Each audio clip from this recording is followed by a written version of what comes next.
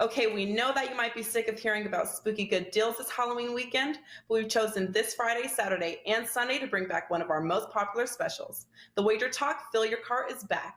This Friday, October 29th, Saturday, October 30th, and Sunday, October 31st, you will get a 31% discount on everything you fit into your cart. Whether it's a daily package, a one-day all access, a 3, 7, or 30 package, a full season of college hoops, or a full 12 months from your favorite handicapper, you will save 31% with coupon Halloween31. You can fill your goodie bag as many times as you want until the clock strikes midnight on Sunday. Finish off October with this ghostly good deal and fill your cart wisely.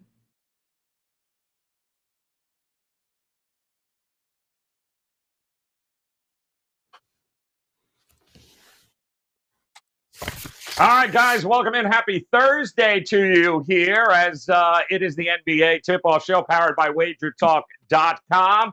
We got a little Thursday night football going on. We got some college football, and we got 6 in the association, and we're going to break down a few of those games, including one contrarian game of the day, and the original OG crew on a Thursday in the house, guys. Welcome in the legendary Ski Prophet. Just counting the money, guys, off there. Just counting, throwing it in the air. He's making it rain. And so is Rob Vino, on fire lately. And Tony Finn's here. So let's, Ski, let me start with you, man. We missed you yesterday. Didn't have a chance to just rip the Lakers. But no time like the present here, man. How was your evening, man? And what do you got locked and loaded at Wager Talk for us? Well, I've made one play for tonight that I really like a lot. As far as last time I was on the show, see, I don't get to come back after the Lakers get the nice W. I get to come back after they blow a 26-point lead. But it's all good. This week, I've been doing well. I think I'm right at 60%. So hopefully I have another winning day today. No, you will, man, and I know because one of the games we're going to talk about, Ski and I are going to have an interesting angle for you coming up. Rob Vino, my friend, how are you? What is new and exciting here? Interesting night last night in the association. What, if anything, did you pull away last night? Yeah, I pulled away that last night it sucked to be Rob Vino. Had 2 plays that Milwaukee, Minnesota over the total, 78 points, Joe, in the first quarter. Oh. And you think you're well on your way. And the game stays ridiculously under. So that was one. And then just to get the extra kick in the nuts at the end of the night,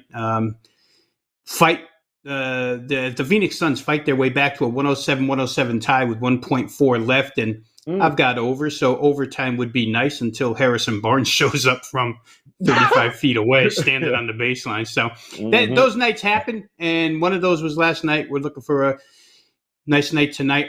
College football up and available right now at WagerTalk.com, and NBA. There is one play that I especially like as well that'll be up when we conclude here with the show. All right. Well, we had the underdogs were in full effect there last night. Tony Finn, 6-4 straight up, 7-3 against the number, including one of our contrarian games of the day, which were the Cleveland Cavaliers last night. We'll talk more about that, but how else was your evening? I know you were looking at Sacramento and all those points they were getting last night. Yes. I had a nice 3-game card last night, and I ended up, after the show, listening to the Rain Man, Joe Vernier, and so I only went down to one play, and it lost. No, seriously, I did. I liked Sacramento plus the 8.5. But I like the over as well, as Rob just described. And I saw the same thing. I wasn't watching the game, guys. I look over. I thought we had a good chance on the over at halftime. I thought, we're there. Third quarter was bad. So I said, well, we're going to take a big quarter. 107-107. I said, it got overtime. Great. Then I looked back. Just exactly right. I saw 110-107. And I looked and said, Barnes, you couldn't hit that shot if I needed it 9 out of 10. 1 out of 10 times. It was, but that's all I had. One game. It's been a pretty good start so far. 9-3 start for the season. 9-4 start for the season for the NBA, which I'll take because I'm typically that's typically not my strong point in October and November. It's just not when I've always been at my best. And so if I could keep this up, I'd be thrilled to death. Let's, All right, let's well, keep shoving. Keep we're shoving going to information. keep doing it. Your hieroglyphics is fantastic behind you there. I don't know who does your spray painting, but really, really good job here, guys. We're going to head to our contrarian play of the day. What better place to start, especially coming off of that win last night, that great win by the Cleveland Cavaliers, who all of a sudden don't suck very much anymore. So that was a good job against the LA Clippers. Tonight, we're going to look at another dog here, and that being the Memphis Grizzlies as they get ready. They get 6 points there, taking on who else? The Golden State Warriors, everybody's darling, including the public's. And Skee, listen, we all talk about playoff revenge and early on in the season, and Golden State everyone says they're back. It's like the University of Miami. Oh, they're back! That was not a good showing by the Grizzlies last time out here. So do you think the Grizzlies can bounce back here and do what, not a lot of people have been able to do before, and that is shut down this Golden State team tonight? Once upon a time, I think I can remember the Grizzlies being really, really good in the first half. And they had a game like that yesterday. I think they were leading at halftime, and the game kind of got away from them in the second half. I look at them. They played a back-to-back. I think they had 2 days off, and this is now second of another back-to-back. It's a young team, though, so maybe they're not tired, but it's not something I would want to play on. If I was playing aside, I do think Golden State is a little bit better. And the way Memphis has been defending the perimeter, I think that's a recipe for disaster against Steph Curry. So maybe you look at Steph Curry, 3-point props. I know it'll be high. It'll be something like 5.5, but I can remember times last season where he was hitting 5.5 consistently, and they had to raise it to 6.5. So if Memphis continues to defend the perimeter like that, I like Golden State's chances, and I like Steph's chances.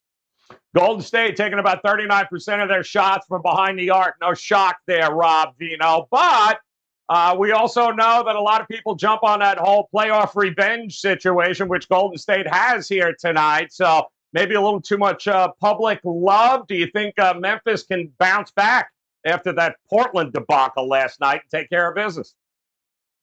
Yeah, I'd say this, Joe, that Skee described the situation that Memphis is in, fourth road in 6 nights. This is the second of a back-to-back.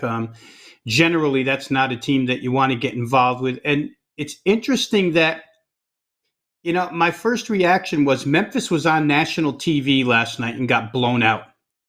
And this game is going to be on Thursday night TNT, and 2 national TV games in a row. There's no way they'll get blown out twice. I might like the points. But there's no Thursday night TNT, not going head-to-head with the NFL. So, therefore, with no television coverage, and I know that might be a, minute part of a handicap, but I think that these players get cranked up for these nationally televised games. I think that would have been a quick redemption shot for Memphis off of, they kind of mailed it in the fourth quarter last night. Portland hit them hard in the third. John Morant was going through triple teams with behind-the-back dribbles and getting it stolen and arguing with refs. So it was a game where they kind of mailed it in. I think they'll show up here. Portland had a game plan last night, real quick, guys. Chauncey Billups, head coach of Portland, said that he wanted to take away Memphis transition because they've been going up and down the floor so much. But it really didn't show up in the numbers. There were a ton of opportunities in that game. The shooting on Memphis's end was just absolutely terrible. They shot 53s in that game. I think the shooting comes back here against Golden State. There's one thing that early on, and this could change, that I don't like about Memphis right now is that this swap out Steven Adams for Valanciunas doesn't seem to be working in Memphis's favor. I mean, Steven Adams might be the worst starting offensive center in the league, where Valanciunas used to bring the threat of post play. Adams brings the threat of no post play. And I think it's affecting Memphis a little bit. So we'll see what happens here. I could see Memphis showing up and potentially playing close here because the talent gap isn't that much, Joe. All right. Doesn't think there's a big difference there. Maybe not offensively. We know Memphis is pretty deep there, Tony Finn. We also know that it's not as productive without Steph Curry on the floor here. In fact, when Steph Curry was on the bench, I believe at OKC, That bench was just +4 here, so that might be an issue. How many minutes is Steph Curry going to play, and do they really care at like Game 5 or 6 here? Memphis, maybe they were looking ahead a little bit last night from Portland. What do you think? Well, I think that's a good point, Joe. First and foremost, I didn't mention it Tuesday when we were on the show I did mention the minutes. When Curry's off the floor, this team's been really good defensively. However, they weren't very good offensively in OKC without Curry. As you mentioned, I think they were 96 points in 100. That's what they were putting up, which is really not good enough when you're laying a big number as Golden State was in the OKC game. Although it was good for me because I was one of the few that liked the under in that game. So it worked out for me, and that was part of the reason it worked out. In truth, this Memphis team wasn't very good. As Rob just discussed, they were not very good at all at trying to contain Portland at all. In fact, I think Portland had a 1.1 or 1.2 almost points per possession. They went, 45% from three-point land last night too. And Memphis doesn't defend that three-point line. Not only do they love scoring in the paint, they've really sagged defensively, and they're protecting the paint. But the truth is, if you're going to give this Golden State team, who can put 5 players on the floor and spread the floor and shoot threes, and you're going to let them shoot 38%, then they're going to win. They're not only going to win, they're going to win without Curry. And I think I thought the number here, I made the number a little more than this because of the way Memphis has been playing, but not much. And I'm not going to give, what do you guys give? I give 1 point pretty much on a back-to-back. If one team's on a back-to-back and the other's not, Joe, I'll typically, wherever it calls for, but it's usually a 1 point differential there. And if I'm on this game and I'm not tonight, I would be, again, I think Golden State is that team. I think they're going to continue to rest Curry.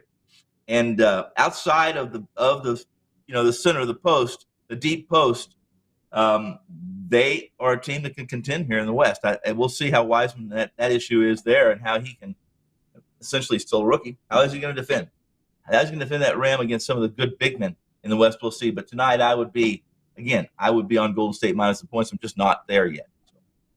Yeah, let me just hurry up and hit. Let me just bet Memphis money line. Thank you, Tony. All right, there you go. Contrarian play. That will be the Memphis Grizzlies. Take the points. You really won't need it, though. Just take the money line. That's how it works with the contrarian gods. All right, let's go. Featured game number. And Tony Finn just backed that up for us. Featured game number 1. I can't wait for this. How about the New York Knicks taking on the Chicago Bulls here? Now, we do have, I believe, I'm not sure if any update on Zach LaVine. He did have some sort of, was it thumb issue there? He's got some sort of hand issue, I believe. I'm not sure whether or not he is going to be out there or not. We'll double check with that. But the one thing we do know, Skee, and here's the angle that we just cashed the other night with, New York certainly, besides shooting a ton of threes, they like the first half. Bettors should like New York in the first half, too, because they seem to get the job done, and they never seem to be either a big favorite or a big underdog one way or the other. So what do you think about the Knicks taking on the Bulls on the road here tonight? Yeah, from a side perspective, I mean, I'm with you. If it ain't broke, don't fix it. I mean, you look at the Chicago Bulls. They're missing a lot of bench scoring. Still don't have Kobe White. And if Zach LaVine is bothered by, I think it was a torn ligament in his, I think it's his off shooting hand though. But you never know if he's bothered or if he's out for this game. It's going to be a lot of scoring missing for Chicago. And New York is a fairly deep team. I think that they'll be able to take advantage. I do prefer to have them at home, but if I'm picking a side here, it's definitely the New York side. I probably prefer the total though. I mean, I look at both of these teams. Bottom 5 in pace so far through 4 games for both of them. And I don't know. I just see a kind of slow, grinded out game. And if you're going to be missing so much scoring from the Chicago side, I think it can stay under the number. I prefer the first half compared to the full game, I think, just because the number is a little bit shaded. It went up from 109 to 111. But if you look at both of the averages for these teams in the first half, it's more like 103.7. So I'm thinking Knicks, Bulls, under 111 in the first half. So it's we've seen the market move here too, Rob. Right? We saw the opening at 3.5, 3.5 for the Bulls. I'm seeing ones now. Obviously, all depends on what is going to be. With Lavinia is still listed as questionable, I see. But either way, it's like he said, if it ain't broke, don't fix it. The Knicks are going to test the perimeter defense of the Chicago Bulls team. Do you think they're up to the task here tonight? Yeah, and I think you have to pick a side of the fence here, Joe, because early statistics will tell you both teams are great at something, and you kind of have to sort through the weeds and figure out what. First off, on Zach LaVine, I had saw that he's going to play through this injury. It is a thumb on the off shooting hand.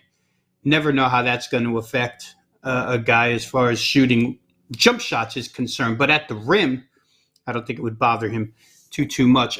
So I'd expect him to play. Listen, the Knicks are averaging like 119 a game.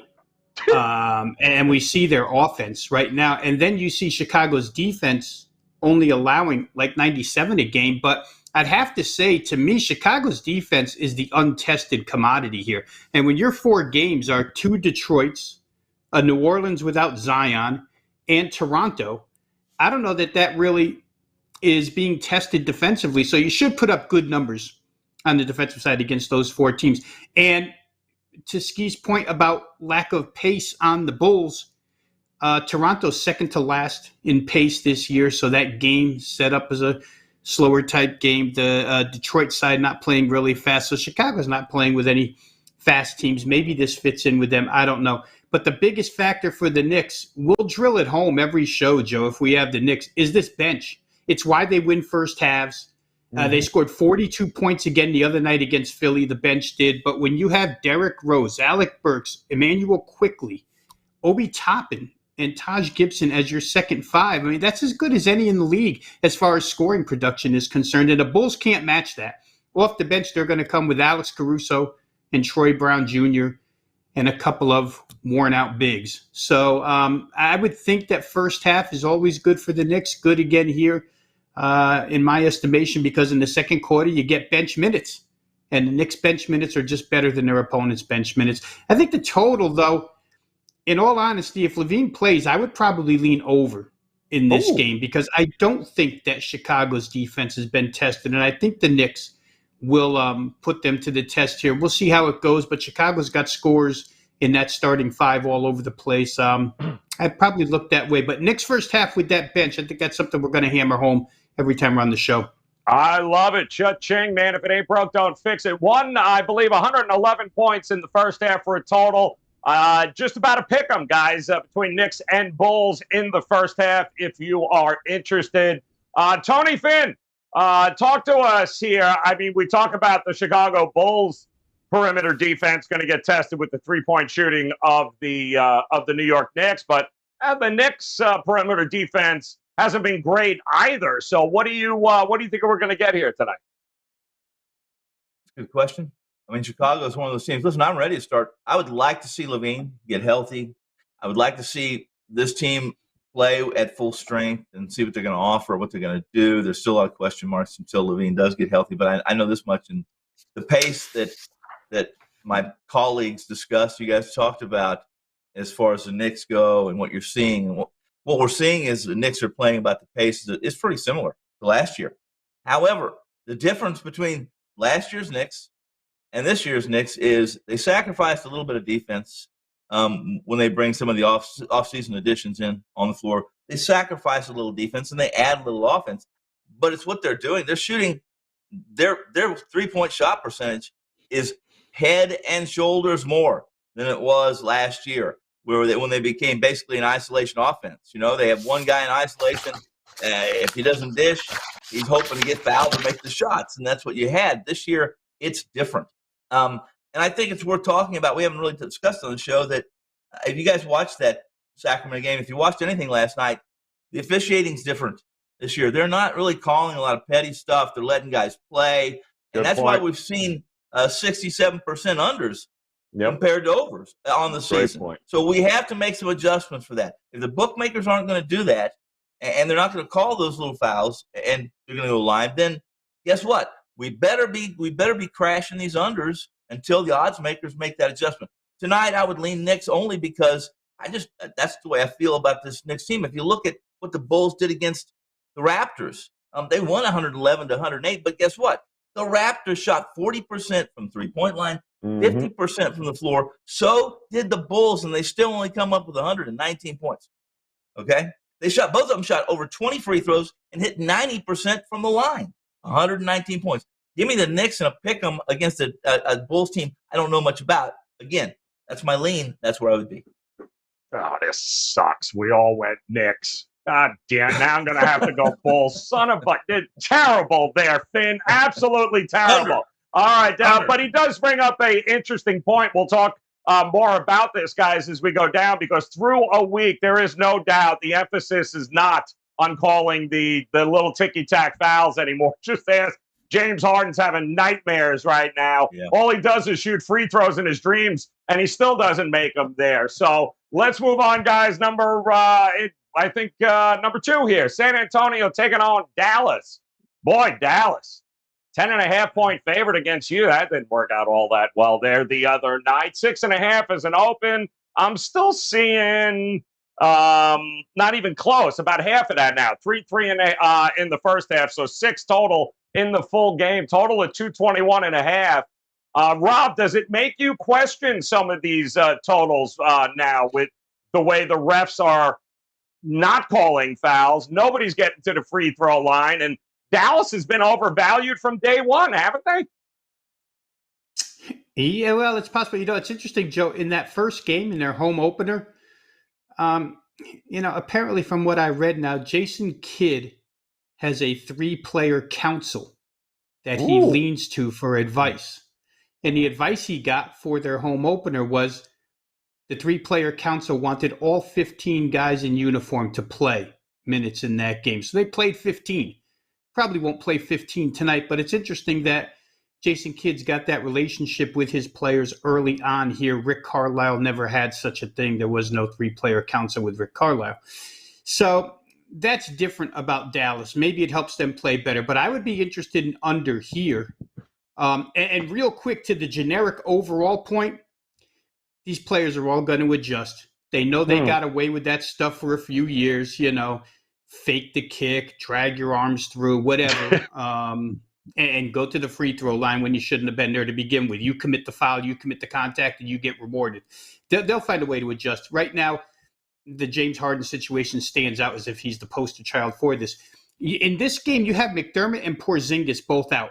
Doug McDermott has been a big offensive boost for San Antonio. It took Kristaps Porzingis 3 games to have back issues.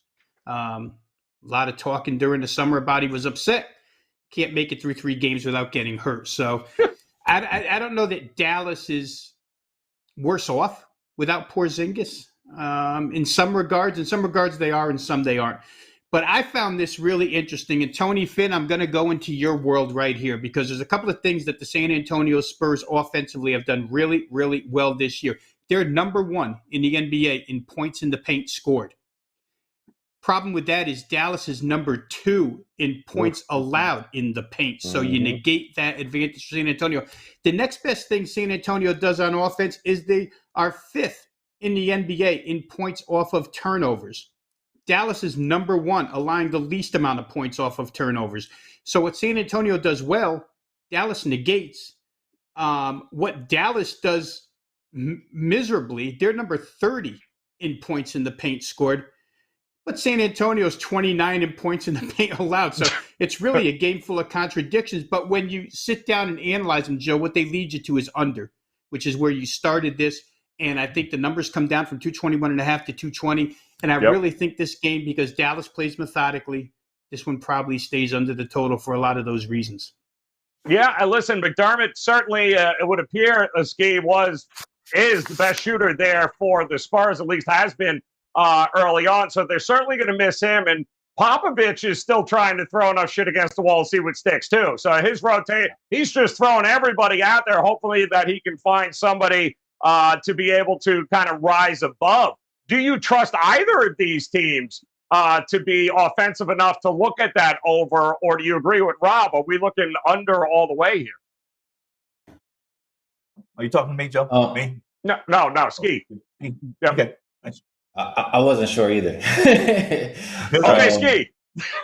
Yeah, that's why I was just waiting. I just had to make sure. Do I trust either team? I for sure don't trust Dallas defensively.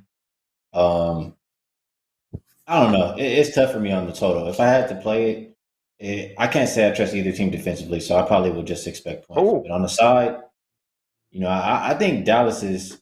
I think Dallas is terrible, but it could be a plus for them not to have Porzingis. You don't have to worry about, like Rob said, he was complaining in the offseason. Now they're trying to force feed him the ball and give him these post ups, and he's doing nothing with it. So I don't know that it's too much of a negative. I think Dallas would be just fine without him out there. For the Spurs, they played pretty scrappy. I mean, they covered versus the Lakers, and I think that they'll want to come back with a nice effort after the way that they lost that game. So I don't have anything really concrete. It's just kind of a lean, but I would take the Spurs plus the points. taking the points there. Yeah, and Rob and I had this conversation. If they would only hit a free throw, any free throw, in the last 2 minutes of that game, your Lakers go down, Skee. Don't even get us started over there. Tony Finn. Yes, Tony Finn, I'm talking to you now, Tony Finn. I'd like to know, Tony Finn, can you trust this Dallas team to win by 6 points? I mean, you willing to lay that at home, or do you think San Antonio is the way to go here? I would say this. I don't trust either team to do what I think they're going to do or what they should do. I don't trust that at all. And this point in the season, I'll tell you what I do trust. I trust the fact that you guys have already you spoke to what should be played here tonight, and that is you've talked about McDermott not being in the game, being the best player they have, the best shooter they have, a team that's shooting 30% from the three-point line against a Dallas team that is not very good defensively. They tried that last year. Remember, they traded Curry away because in 19, they're the best offensive team in the league, points per game. But they were pretty bad defensively. So they said, we're going to get better defensively. They didn't really. They got a little better defensively, but what happened we saw last year, what we're going to see this year is what we saw. And a lot of whining. Listen, if there's a team that whines for Porzingis and Dante, if they get fouled, they're really good. If you don't call it, they whine and they miss plays and they miss shots. And I like the under in this game, guys. I really like the under in this game. If you look at San Antonio, that overtime game against LA, 18 points in overtime. They played Orlando and they held Orlando to 97. And they're 123 they scored is because Orlando, they're not very good defensively. Under 120 or 220 tonight in this game. I really like that.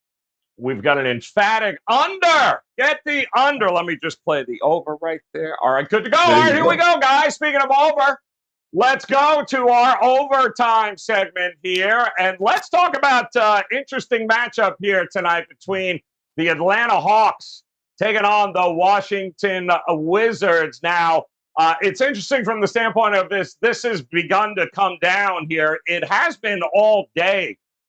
We've seen some money come towards the under in this one here with the Atlanta Hawks, both coming off of big wins on yesterday. So I don't know. I think Gafford got hurt, if I'm not mistaken, for the Wizards there. Skee, let me ask you here. Do you agree with the market move with the total coming down? Or do you think that gives more value to backing the over in this one? I think it's okay. I think I agree with the market coming down just because Atlanta has been playing that fast so far throughout the season, 25th in pace, and neither has Washington. Like it's not really the same Washington team that we remember. A lot of new players over here, and both teams this far top 10 defending the perimeter, taking away that 3-pointer. So if you're going to do that, I'll say lean more towards an under. And Tony also brought up that point about less fouls being called, like the ticky-tack fouls. I mean, another guy, you talk about poster boys, Trae Young, not really giving him a lot of foul calls either. So I lean under.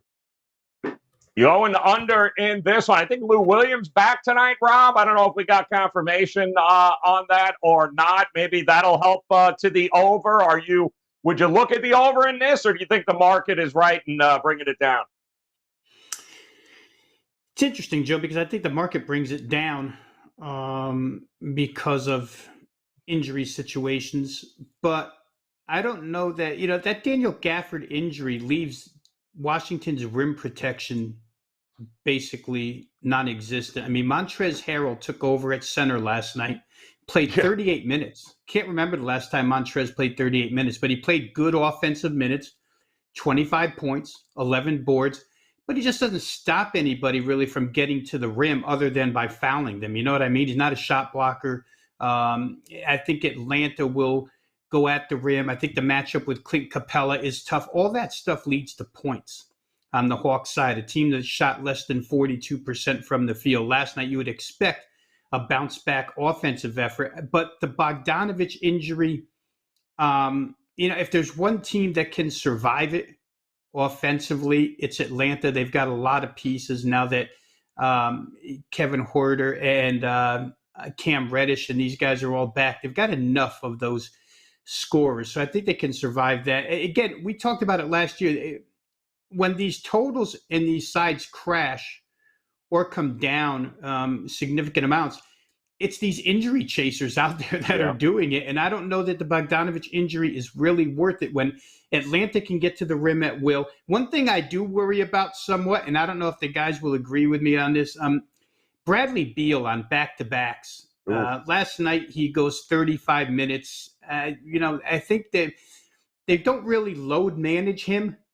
But I do wonder just a little bit about Beal on back-to-backs. But I think if I had to, I'd probably say over, Joe. I think at this price, you could get a better shooting night out of Atlanta. Atlanta's path to the rim should be wide open. And I think Washington can score a little bit as well. So maybe over. I certainly agree with the market move. I understand why it's moving towards Atlanta here, I believe, right? They got Gallinari back last night, DeAndre Hunter. Atlanta can bring defense. We know this, right, Tony Finn? Atlanta can certainly shut you down. So Rob brings up a good point. Like, how much are we going to get from Bradley Beal here? Is the under the only way to look here? Well, no, I would say I like everything that's said here. Other than listen, not only is Bradley Beal played 35 minutes, but from what I understand, they're not listing it. No one's talking about it. But Dinwiddie was supposed to be a guy they were considering resting on the second day of a back-to-back, and they have him listed in starting lineup. If Dinwiddie does rest tonight, then Katie bar the door. I'm on Atlanta 5 times, and I'm on the under because you're right. Atlanta is a much than 3 years ago in 19 when they were defenseless. Last year, they showed the change in scheme. They were much more aggressive defensively, and they've done the same thing early on this year. They're a team that you're not going to walk over. They're a team they're here to stay. In truth, what we saw last year in the playoffs, I wanted to believe. I've raised my hand. When the teacher asked, is this Atlanta team for real defensively, especially? And I want to say no. I'm wrong. If I said that now, I'm wrong. They are. I like the under here, and I really like Atlanta as it's my free play tonight. I'll talk a little more to it. But Dinwiddie, for me, not so much Bradley Beal. If Dinwiddie rests tonight, guys, you're going to see this line move considerably. Atlanta will be laying them. So let me just go ahead and put over all right, good to go. We are ready to rock and roll. All right, there you go, guys. We got it across the board, those 4 games.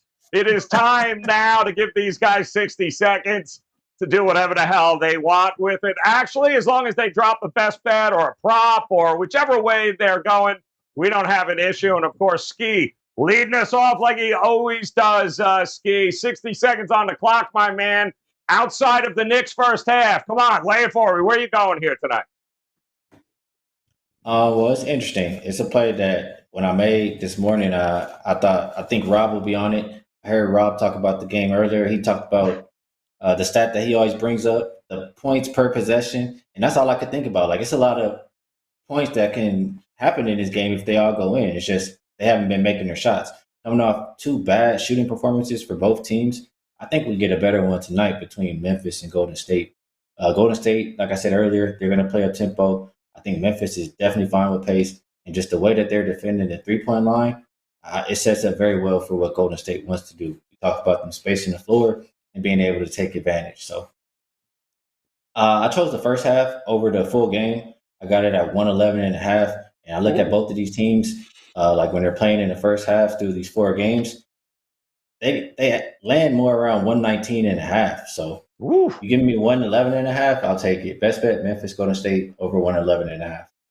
First half, man. But look at that. With time left on the clock. Look at that. Robert don't even want to buzz your ass right now. He's all excited because he's too busy. He's too busy back in the Atlanta Braves. Oh, now you're ready, Corpus Christi.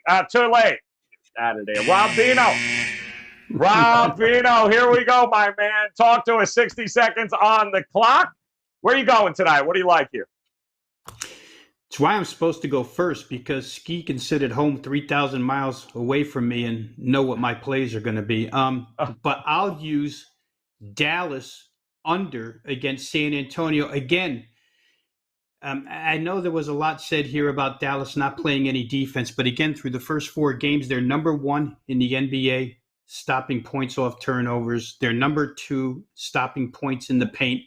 And San Antonio does not shoot threes. Tony brought up the numbers about how bad they are. And without Doug McDermott, there's a team that lives off of 2-pointers and free throws and transition points or fast break points. And Dallas doesn't allow any of that. So I don't see San Antonio scoring a lot here. Dallas very methodical. I don't think they'll score a lot here. I think 220 is a little too much to ask. So I'll play that game under the total. And to Robert Harris, thank you for not using the buzzer on me. There's still 18 seconds left.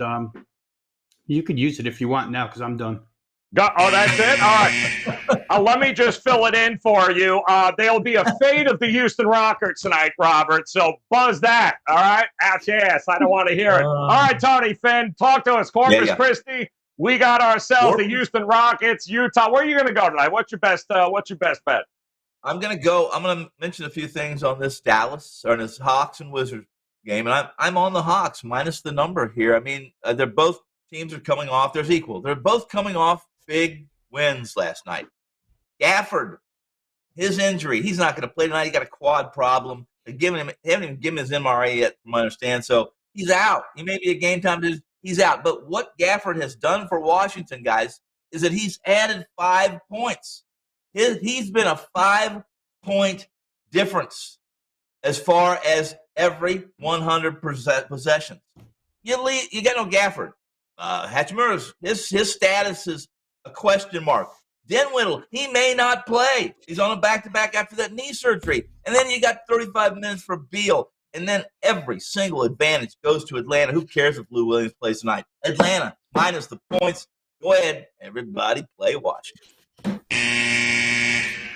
Just go ahead and click on the Wizards there. All right, good deal there. There we go. We got it, guys. Best bets around the horn. And even Tony Finn managed to get it before the 60 seconds went out. So just to recap one more time here on this Thursday, Skee.